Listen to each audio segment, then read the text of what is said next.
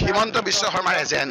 কোনদিনা কোন তাৰিখে হিমন্ত বিশ্ব শৰ্মাৰ লগত কথা পাতি ভেষণ ধৰি ইয়াত আহি পেলাই এতিয়া কেণ্ডিডেট হৈছে সকলো জানে গতিকে আমি কৈছো যে হিমন্ত বিশ্ব শৰ্মাক যদি আপোনালোকে বিচাৰে তেতিয়াহ'লে আপোনালোকে হাগ্ৰামা মহিলাৰীক ভোট দিয়ক হাগ্ৰামা মহিলাৰীক এটা ভোট দিয়া মানে দুটা ভোট হিমন্ত বিশ্বই পোৱা আজি বড়ো জাতিৰ মাজত ভাগ ভাগ কৰিছে আজি হিমন্ত বিশ্ব শৰ্মাই যি প্ৰমোদ বড়ো আমাৰ লগত মিল নাই নীতি আদৰ্শৰ মিল নাই কিন্তু